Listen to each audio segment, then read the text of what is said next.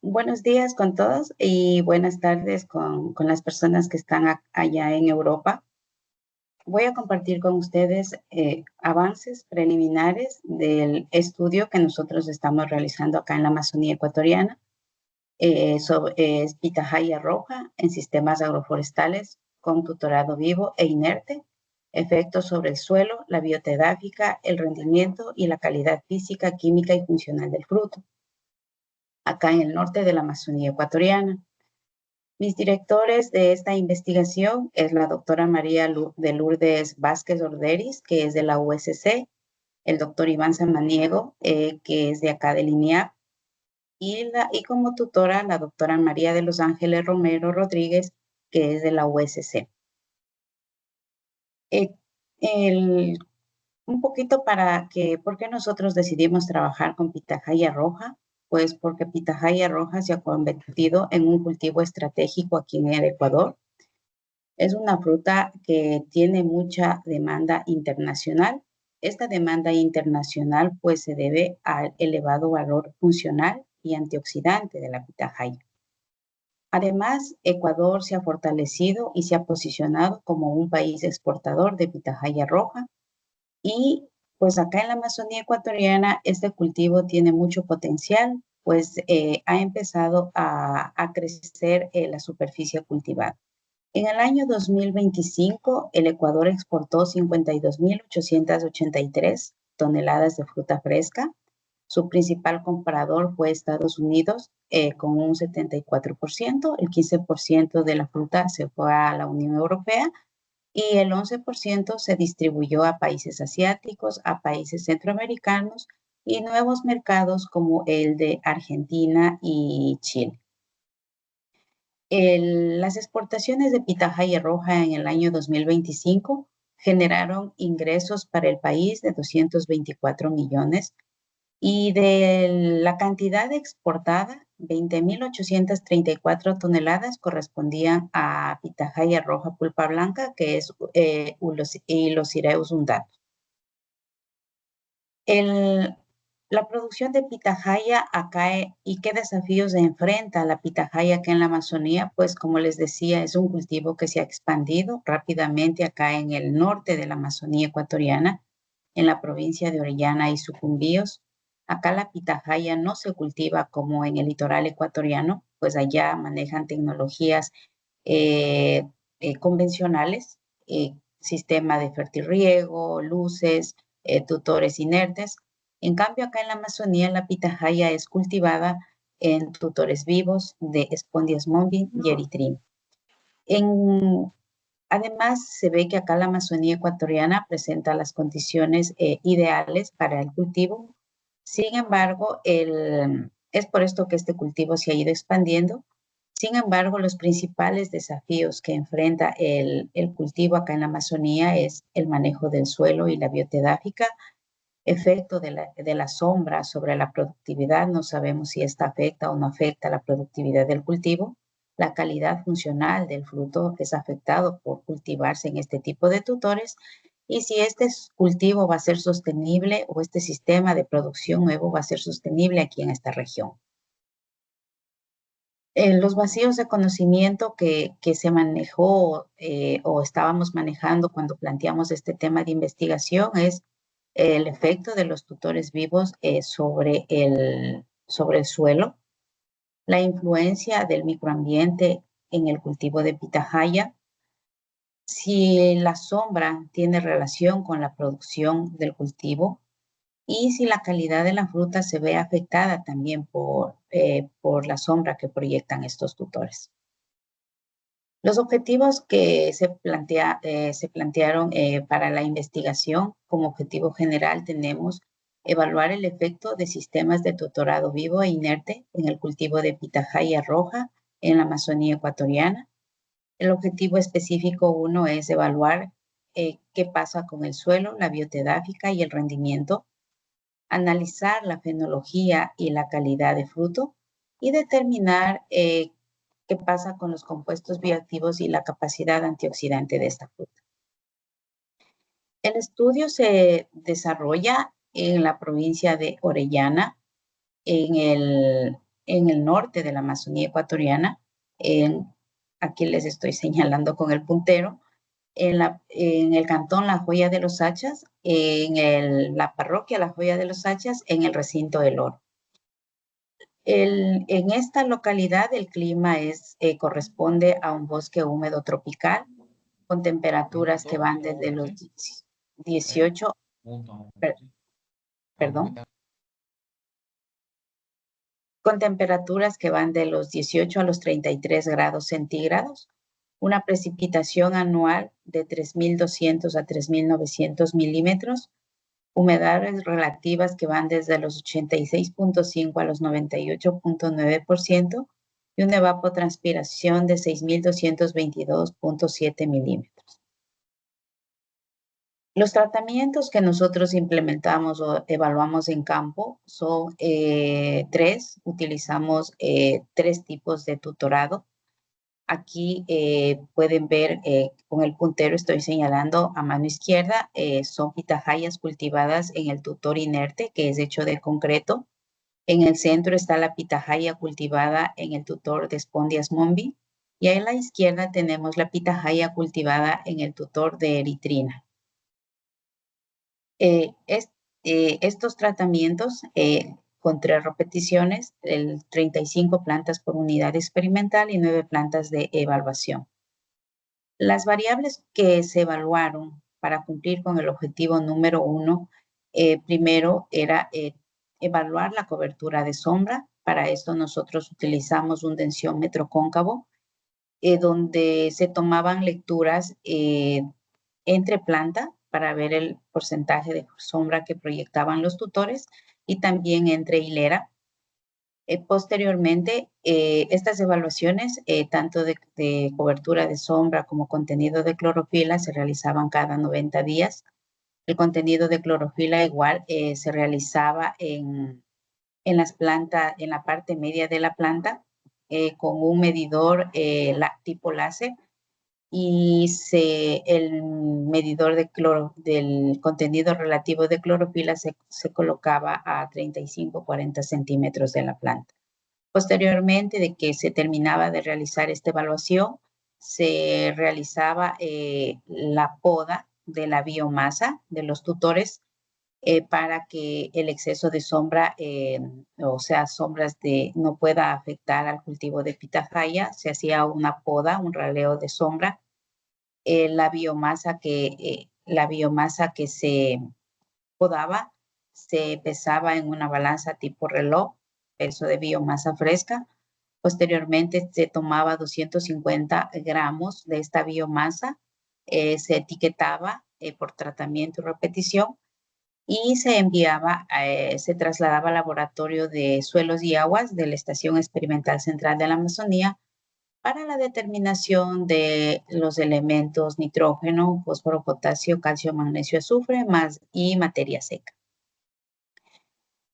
Otra variable que se evaluaba anualmente es la concentración de nutrientes en el suelo. Para esto nosotros realizábamos el muestreo de suelo en zigzag. Tomábamos submuestras, se colocaban en un balde, posteriormente se hacía una mezcla y se tomaba una submuestra de 500 gramos. Igual se realizaba el etiquetado de las muestras por tratamiento y repetición y se ingresaba al laboratorio de suelos. Para evaluar la abundancia de lombrices, lo que se realizaban era hoyos de 25 por 25 por 10 de profundidad. Se realizaban en 2 hoyos entre plantas y hoyos entre hileras para contabilizar la abundancia de lombrices.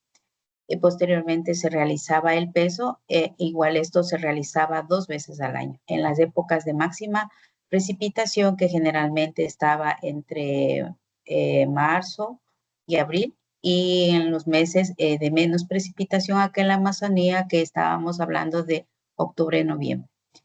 El rendimiento del fruto de pitahaya se realizaba en estados que normalmente a los intermediarios le pedían al productor, que era en estados prácticamente verdes, que son 1, 5, 2 y 3, cuando era mercado para internacional. y pues cuando era para mercado nacional ya la fruta estaba completamente roja. En esas cosechas, pues nosotros realizamos todo lo que es el conteo de frutos y el peso de los mismos. Para cumplir con el objetivo número 2, que es el desarrollo reproductivo, la fenología, para conocer la fenología de este cultivo, se evaluaron utilizando la escala BBCH, que es un sistema estandarizado de codificación y descripción que fue propuesto por Kisore. Se evaluó en la subfase 5, la subfase 6, 7 y 8. En la subfase 5 se contabilizó el número de días que transcurrían desde que aparecía el botón floral, que es la subfase 5-10, hasta cuando terminaba de alargarse se terminaba de alargar el botón y se formaba la bola hueca que se conoce en esta escala, que es la 5-19. Y también se tomaba todo lo que es largo y diámetro del crecimiento de la yema.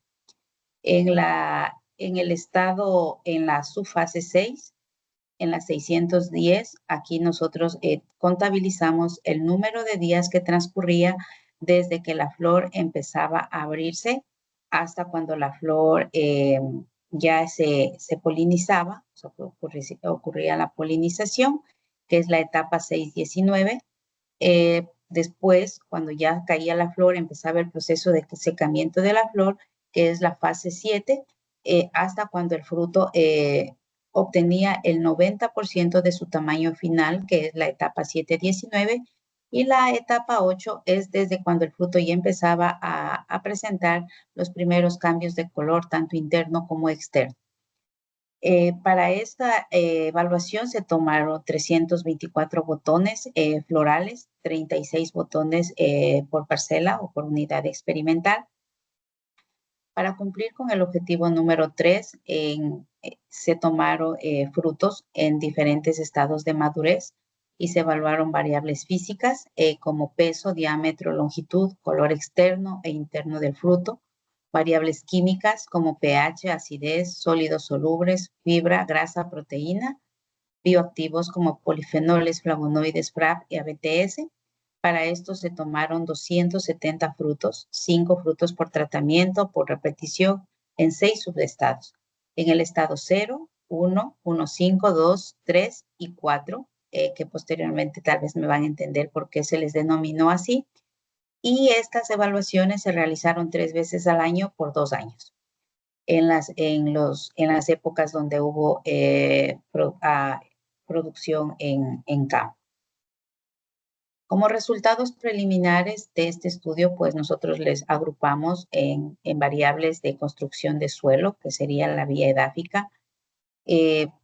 Vimos o analizamos el aporte de la biomasa y la calidad de residuos que nosotros estábamos incorporando en estos sistemas, pues sí se determinó que Spondias mombi aportaba más biomasa fresca, al igual que seca, y cantidades importantes de carbono, CO2, fósforo, magnesio y azufre. En estas evaluaciones también se pudo observar que eritrina, aunque es una leguminosa fijadora de nitrógeno, pero como nosotros íbamos haciendo los cortes cada 90 días, vimos que la especie que nosotros estábamos utilizando no soportó las podas constantes y se demoraba mucho en rebrotar. Por eso es que produjo menor cantidad de biomasa. Además, vimos que el grosor de eritrina, del tallo de eritrina, es mucho menor con respecto al de Spondias mombi, y a partir de los 7, 8 años que la pitahaya está ya en campo, estos empiezan a tener volcamiento por el peso excesivo de la planta. El análisis de las propiedades químicas de suelo, pues no se encontraron diferencias significativas entre tratamientos, pero sí encontramos diferencias significativas entre los años que nosotros venimos evaluando. Pues vemos que en el caso de pH, por ejemplo, hubo una mejora de pH, y en el caso de algunos elementos que ustedes pueden ver aquí en la tabla número 4, pues estos también fueron incrementándose a medida que pasaba el tiempo. También evaluamos para la construcción de suelo y bioedáfica, se contabilizó la abundancia de lombrices. Encontramos el mayor número de individuos en las plantas o en los sistemas que estaban cultivados con Spondias mombi con respecto a la eritrina y al tutor inerte. Esto posiblemente ocurre porque hay una incorporación constante de biomasa que entra a un proceso de descomposición y pues tenemos materia orgánica suficiente para que las lombrices nos ayuden en este proceso ya de descomposición e incorporación de nutrientes al suelo. También quisimos saber la relación entre la abundancia de lombrices y la biomasa del sistema. Para esto nosotros hicimos una correlación de Spearman para ver cómo o qué nutrientes se relacionaban con la abundancia de las lombrices presentes en el suelo. Vimos que la biomasa seca se correlacionaba directamente con la abundancia de lombrices, al igual que el carbono, el CO2, el fósforo y el azufre. La biomasa seca, ¿por qué? Porque las lombrices pues no son descomponedoras de materia fresca. La biomasa tiene que entrar en un proceso de descomposición para que éstas puedan actuar en el suelo. Y los otros elementos que tuvieron una correlación directa es porque son elementos que están contenidos en la biomasa y que pues las lombrices también las saben utilizar para sus procesos de incorporación. La dinámica de la sombra, bueno, aquí cuando nosotros quisimos ver qué pasa con la regulación microclimática del sistema, evaluamos la dinámica de la sombra y vimos que se encontró diferencias significativas entre los diferentes sistemas de tutorado que nosotros estábamos evaluando y también encontramos interacción. El tutor Spondias mombi fue el tutor que tuvo mayor porcentaje de sombra con respecto al tutor de eritrina, y con el tutor inerte que no tuvo sombra, pues vemos que sí, y también el porcentaje de sombra fue variable en los años que nosotros estábamos evaluando.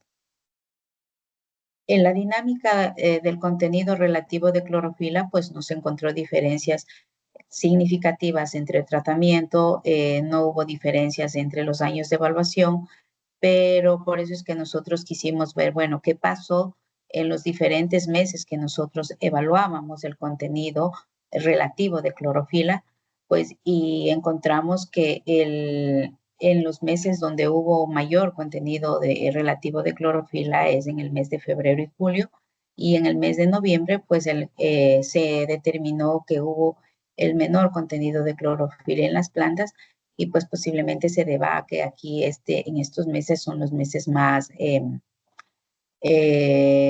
secos, digámoslo así, y pues hubo esa variación en los meses evaluados.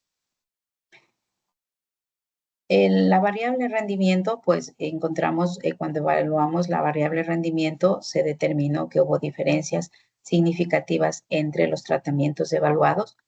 Sin embargo, Spondias mombi con el tutor inerte presentaron similares rendimientos con respecto al tutor de eritrina.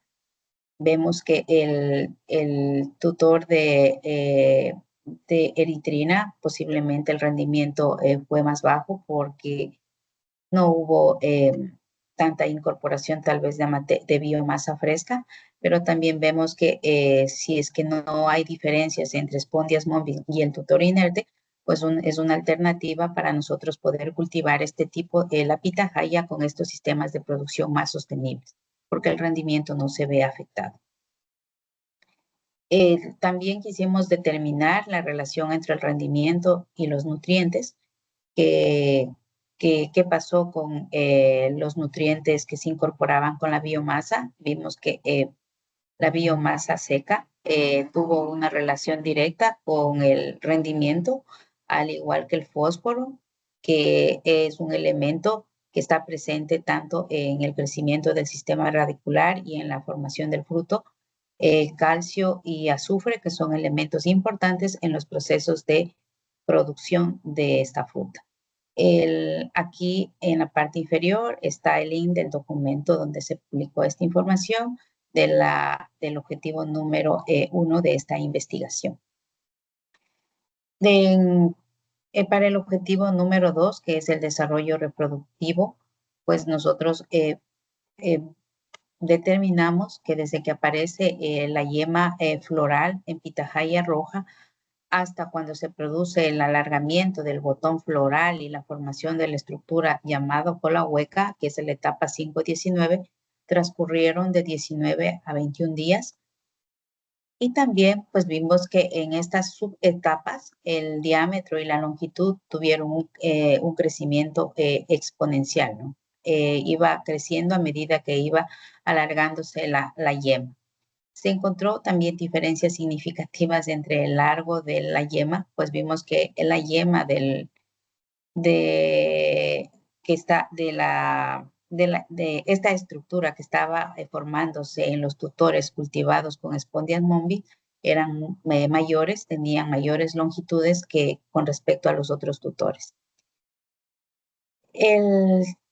Se evaluó qué tiempo transcurre en la fase 6, desde que la flor ya empieza a abrirse hasta cuando ya se produce el proceso de fecundación del fruto, que es la etapa 6-19, y que es la etapa que finaliza la floración, pues ahí solamente transcurren 3 días. Contabilizamos pues los días que transcurren desde la apertura del botón floral, que son de 20 a 22 días, y desde que se produce el marchitamiento, pues aquí en esta etapa 6-17, 6-19, más o menos ocurre a los 24 y 26 días.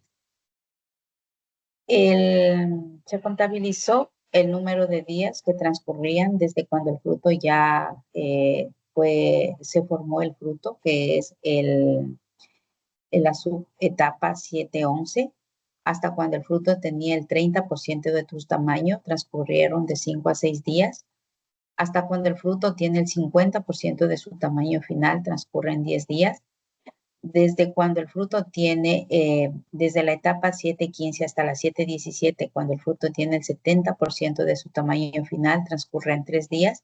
Y desde esta etapa hasta cuando el fruto obtiene el 90% de su tamaño final, que es la 7-19, transcurren 6 días. En total, pues más o menos el fruto alcanza el 90% del tamaño final a los 24 y 25 días. También aquí se evaluó la longitud y el diámetro de estos frutos. Nosotros en esta tabla podemos observar que el diámetro y la longitud fueron crecientes en esta etapa, y también tuvimos diferencias significativas entre los tutores que estábamos evaluando. Los frutos cultivados en el tutor inerte presentaban más diámetro que los frutos cultivados en Spondias mombi y eritrina, y en el caso de largo, pues vimos que los frutos cultivados en Spondias mombi eran más grandes, tenían más longitud que los frutos cultivados en eritrina y el tutor inerte. Esto nos permitió a nosotros formar estas escalas en función de la coloración de la parte externa e interna del fruto, que es la etapa 800, como ustedes pueden ver aquí, 8-11 hasta la 8-19. Sin embargo, aquí quisimos colocar todos los estados porque es una ficha que nos permitió ir a finca de productores y consultar con ellos cuáles eran las etapas o en qué condiciones los intermediarios le pedían la fruta para la cosecha. Entonces, vimos que desde la etapa 7-19, que es aquí 7-19, vemos que aquí en la parte interna empieza a haber una pequeña coloración. Vemos que desde esta etapa hasta cuando el fruto está completamente maduro, que es la 8-19, es decir, cuando los frutos prácticamente se quedan en campo y son alimento para las aves, transcurren 7 días. Generalmente en desarrollo 8-17 y 8-19, los productores ya no dejan los frutos en campo porque prácticamente ya solamente es comida para las aves. Desde aquí finalmente podríamos decir que desde la formación de la yema, que es la etapa 510, hasta el estado de sobremadurez del fruto, que es la 819, transcurrieron de 53 a 56 días. Como les decía, en la lámina anterior nos permitió ir a finca de productor a consultar con ellos en qué etapa los productores cosechaban la fruta para la comercialización y nos indicaban que a partir de la etapa 717 ellos cultivaban la fruta, que la conocían como estado de maduración 1 al fruto. En la 811 le conocían como 1.5, 813 como 2, 815 como 3 y 817 como 4. La 817 generalmente se cosecha para mercado nacional. En estos estados de madurez y el 0 pues era nuestro testigo para ver qué pasaba tanto en las características físicas, químicas y los compuestos bioactivos y antioxidantes de esta fruta. Al analizar las variables físicas del fruto, se encontró diferencias significativas entre los estados de madurez del fruto. Vemos que hay tanto el peso, el diámetro, la longitud y el peso de la pulpa, pues tienen un crecimiento exponencial. En el caso del porcentaje de pulpa, nosotros vemos que igual hubo menor porcentaje de pulpa en frutos en estados de madurez inicial como el 0, con respecto a los estados donde la fruta ya estaba madura. En el porcentaje de cáscara ocurrió lo contrario. Hubo menos porcentaje de pulpa en frutos que ya estaban totalmente maduros con respecto a los estados iniciales, como en el estado 0, donde el porcentaje de pulpa fue mayor. Y la firmeza, pues tuvimos que se determinó que los frutos en estados inmaduros, como en el 0, eran más firmes que los frutos cuando ya llegaban a los estados de madurez más avanzados. También se encontró diferencias significativas, pero como les indicaba anteriormente, solo en el diámetro y la longitud de los frutos. Aquí se volvió a repetir el patrón de que los frutos cosechados en el tutor inerte presentaban mayor diámetro y los frutos cosechados en el tutor de Spondias mombis presentaban mayor longitud. El resto de parámetros no encontramos diferencias significativas. Al evaluar la calidad química del fruto, en esta tabla nosotros podemos observar que en el caso de pH, en estados iniciales el pH son altos con respecto ya a los estados finales, cuando el fruto ya está completamente maduro. En el caso de sólidos solubles, se determinó que hay menor cantidad de sólidos solubles en los estados iniciales, como en el estado 0, con respecto a los estados finales ya de maduración, que llegan a valores ya más elevados. Y aquí también en esta tabla podemos observar que por qué los productores cosechan el fruto en estado 1.5, 2 y 3, que son los estados prácticamente donde no existe una variación de sólidos solubles, y vemos que no va a haber un cambio si cosechamos el fruto en estos estados para cuando son en mercados de exportación. Y en el caso de la acidez titulable, pues aquí vemos que hay un comportamiento, no hubo un patrón bien diferenciado, pues sí vemos que hubo valores mayores en los estados 1, 5 y 2, sin embargo después, 1, 2 y 3, y pues vemos que en el estado 4 el valor vuelve a caer. Se encontró también diferencias significativas entre tutores, pero también se encontró una interacción entre tutor y estados de madurez. Aquí podemos observar que tanto Spondias mombis como eritrina y el tutor inerte, a partir del estado 1.5, el fruto ya alcanza los sólidos solubles que normalmente pide la norma, ¿no? de acuerdo a la norma, los sólidos, el contenido de sólidos solubles que debe tener la fruta de pitahaya roja para exportación va de 10 a 14 grados Brix. Entonces, en este estudio podemos ver que a partir de esos estados de madurez del fruto, la fruta ya tiene esa cantidad de sólidos solubles. El análisis de compuestos bioactivos y capacidad antioxidante, pues permitió determinar que el contenido de polifenoles, flavonoides, Flavia BTS, pues fueron mayores en los estados iniciales de maduración del fruto y después, a medida que el fruto maduraba, estos contenidos cayeron prácticamente.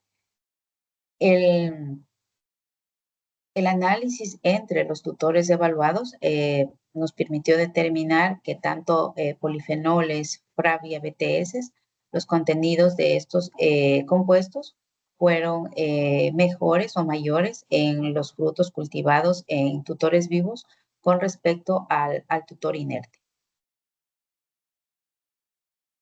Aquí también se realizó un análisis para determinar la influencia de la sombra sobre la calidad química y funcional del fruto. Pues realizamos un análisis de covarianza y vimos que el análisis solamente se encontró diferencias significativas entre la sombra y el contenido de sólidos solubles. Entre el resto de polifenoles, flavonoides, Flavia BTS, no hubo diferencias para ver si la sombra afectaba o no afectaba el contenido de estos componentes. Posteriormente realizamos un análisis de componentes principales para ver cómo se agrupaba el análisis de correlación anteriormente determinado.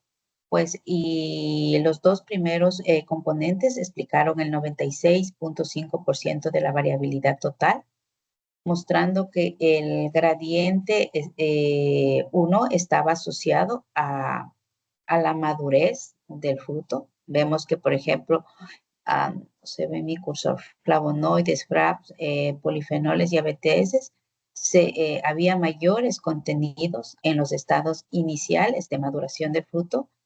En cambio, hubo una relación inversa de esto con sólidos solubles. Pues vemos que sólidos solubles, en cambio, se iba incrementando a medida que el fruto iba madurando. Finalmente, como conclusiones de estos estudios que estamos realizando, pues vemos que los tutores vivos influyeron en el funcionamiento ecológico del sistema productivo al incrementar el aporte de biomasa, la sombra y la abundancia de lombrices de tierra. Spondias mombin presentó el mayor potencial para estimular la actividad biológica del suelo, evidenciándose una mayor capacidad para mejorar el funcionamiento ecológico de este sistema acá en la Amazonía. Aunque estos beneficios ecológicos no se tradujeron en incrementos en el rendimiento respecto al tutor inerte, los resultados demuestran que los tutores vivos pueden contribuir a la sostenibilidad del cultivo de pitahaya roja acá en la Amazonía mediante la regulación del microambiente y el fortalecimiento de la biota edáfica sin comprometer la productividad del cultivo. La pitahaya roja cultivada en los diferentes sistemas de tutorado presentó una secuencia fenológica estable bajo las condiciones de acá de la Amazonía. Esto coincide con algunas investigaciones ya realizadas donde se indica que la sombra no afecta el patrón fenológico de la pitahaya roja, que sí a veces afecta las condiciones físicas, químicas y algo de otros compuestos. Sin embargo, la fenología se mantiene estable. El ciclo reproductivo, desde la aparición de la yema floral hasta la sobremaduración del fruto, tuvo una duración de 53 a 56 días, mientras que los frutos alcanzaron el 90% de su tamaño final a los 24 y 25 días después del marchitamiento floral. Esto es importante porque generalmente acá, con la Asociación de Productores que se ha estado trabajando, pues se les indica que desde que empieza la flor cayó, se deben contabilizar de 24 a 25 días para que estén pendientes, la fruta ya esté lista para la cosecha, dependiendo del mercado que ellos quieran colocar la fruta.